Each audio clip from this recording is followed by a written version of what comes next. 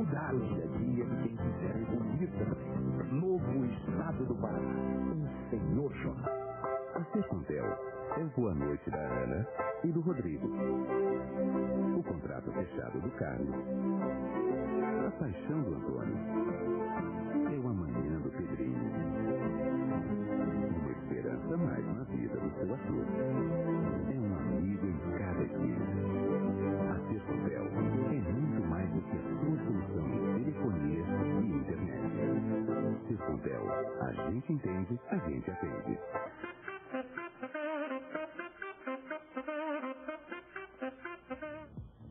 E voltando aqui o programa 360 graus ao vivo aqui pelo grupo Paulo Pimentel SBT, 56 cidades aí ligadinhas todas na melhor programação regional, mais de 1,5 milhão de pessoas prestigiando a nossa programação. Muito obrigado pelo seu carinho e pela sua audiência. E nós vamos aqui continuando com esse bate-papo gostoso, falando um pouquinho sobre a profissão de professor, né? Mas no caso professor em inglês. E também daqui a pouco eles vão dar dica para você aí que está aprendendo inglês ou outras línguas, como que você pode se aprimorar, como que o seu estudo pode render e muito mais.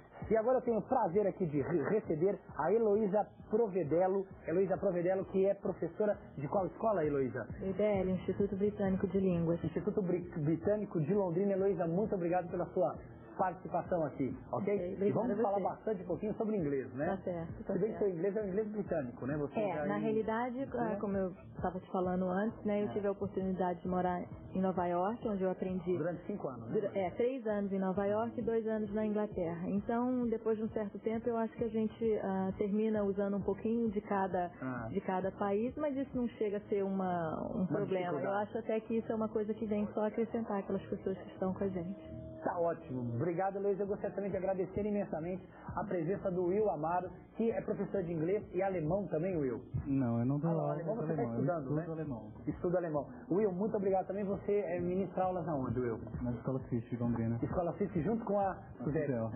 Suzel, desculpa, eu tô com Suzel aqui na cabeça, olha só. Suzel, legal. Agora, gente, seguinte, nós temos aqui uma pergunta do Fernando, de 19 anos.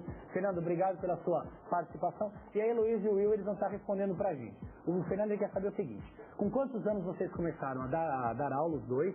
E o que vocês acham de jovens de 17 anos ou mais começarem a dar aula? Eu acho que imagino que a cidade seja aqueles que chegam de intercâmbio, né? E você, Heloísa, começou a dar aula com quantos anos? Bom, eu comecei a dar aula com 18 anos e na época o que havia acontecido é que eu havia retornado dos Estados Unidos. Eu fui com 14 para 15 anos, onde eu tive a oportunidade de terminar o segundo grau e comecei em Nova York, né? E comecei a dar aulas, mas logo em seguida eu entrei na faculdade de letras, onde eu tive a possibilidade, não só a língua que eu já havia aprendido, enfim, adicionar todo aquele conhecimento da parte metodológica que eu acho necessário. Então, respondendo à pergunta do Fernando, eu acho que é extremamente interessante, mas acho importante também que ele vá dentro da escola onde ele gostaria de estar dando aula, ter cursos de treinamento, porque eu falo, uma coisa é você conhecer a língua e você ser capaz de ser fluente nessa língua, outra coisa é você ter a capacidade de passar o conhecimento que você tem. Então, para isso é preciso metodologia, e metodologia você só aprende numa outra escola, numa instituição, através de uma universidade, ou dentro das próprias escolas de inglês, onde você tem a oportunidade de você aprender os vários canais que as pessoas aprendem, as várias, enfim, maneiras que você pode passar o conhecimento que você tem. Tá ótimo. E o Will? Will, como é que começou aí a sua carreira aí, no caso, ministrando aulas de inglês? Como é que foi, Will? Bom, comecei dando aula de inglês aos 22 anos, eu me formei no CISC, estudo inglês desde os 10 anos de idade. Desde os 10 anos? Desde os 10 anos de idade, eu na verdade, eu me descobri professor.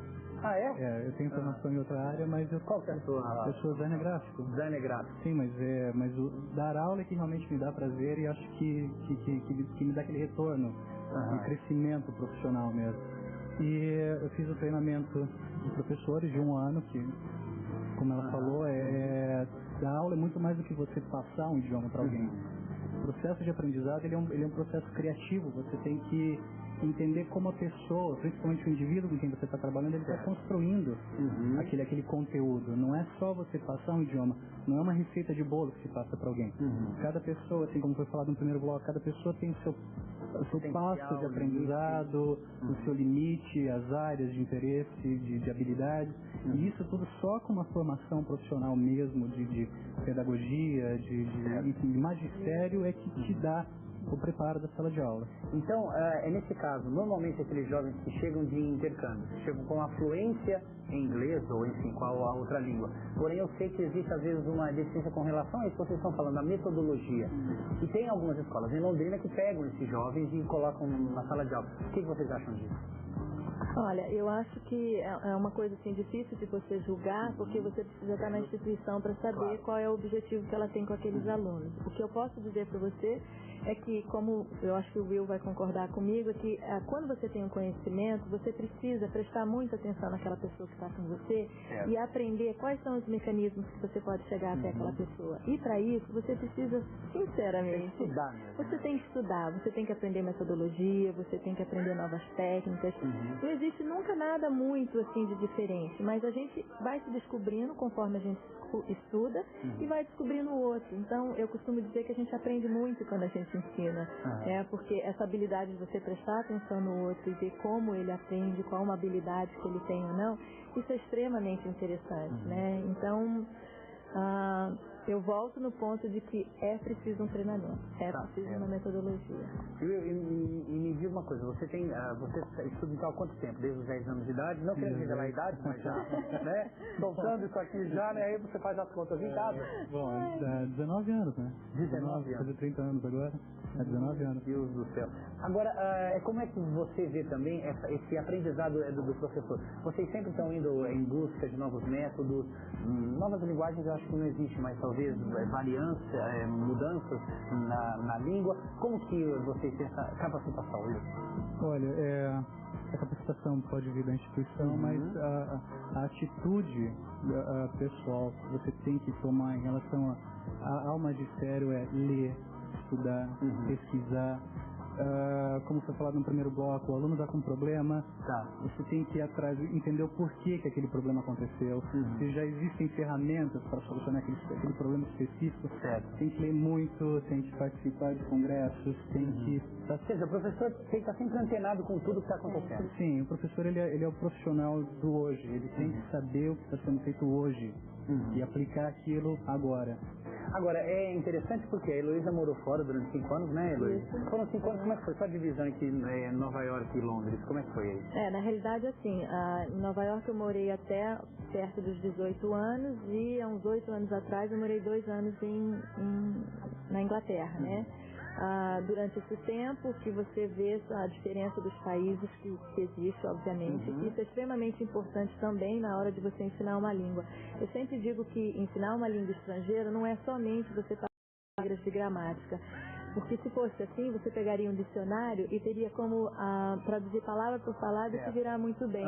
Você ensinar uma língua é muito mais do que isso, é você tentar passar para o seu aluno como eles pensam, como eles sentem em determinada situação. Porque muitas vezes ao traduzir uma coisa, o que você vê é que aquilo ali não faz sentido nenhum para você, mas para eles faz todo sentido. Então você precisa incorporar aquela língua, aquela mensagem, aquelas palavras que às vezes para você não faz sentido nenhum, mas você precisa incorporar aquilo porque é aquilo que dá sentido. A comunicação é isso, né? Eu falo alguma coisa, você entende, uma troca assim de sentimentos, né? E o que é interessante, né, que você não chegou a fazer intercâmbio, né? Não cheguei. O seu inglês que você escreve e fala fluente fluentemente, é de estudar, de estar em contato, você tem que se expor ao idioma.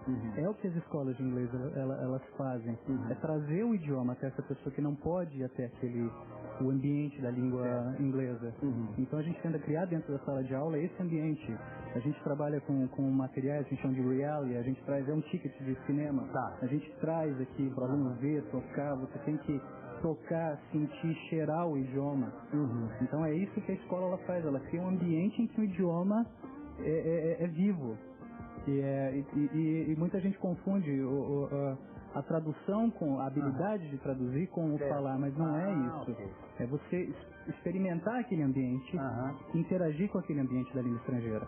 Will, o que eu acho muito interessante neles, né, Luiz, é porque assim, você é uma lenda viva, a gente pode ter um exemplo de que no caso, porque tem essas pessoas que acham que para aprender inglês precisa fazer um intensivo, 3 meses, 6 meses, 1 ano.